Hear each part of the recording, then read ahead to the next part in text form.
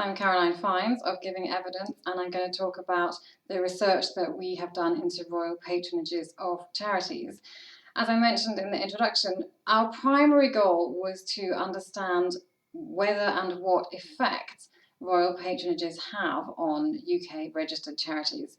But along the way, we also had to look at two other things. Firstly, what are royal patronages? What do they comprise? And secondly, what organisations have them. So that gave us our three research questions, and I will talk through each of those. So now I can talk about the first one, which is what do royal patronages comprise?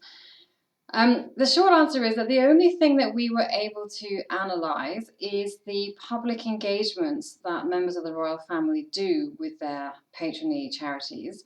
The royal family publishes every day in the court circular a list of its public engagements. Clearly, we are aware that they do work that isn't public engagements, but we had no data about that to analyse, so we looked at the only thing that we could. The court circular data, although they are probably complete, they are quite difficult to work with. It's written in a kind of longhand, which is very difficult to write a computer code to read for us. So we looked through it by hand. We looked at the whole of last year, 2019, and catalogued every public engagement that is in it. And then we split out the ones that are for charities and not, and compared those with a list of UK registered charities. So that gave us the full set. From that, we could see that engagements that the UK royal family do with their patronage charities are 26% of the total public engagements that they do. So if we take public engagements as an indicator of workload, then patronages of charities are 26% of the royal family's workload. We found that the number of engagements that patronage charities get with their royal patronages varies considerably. So, as I mentioned, most patronage charities did not have any public engagements during 2019 with their royal patrons. 74% didn't have any.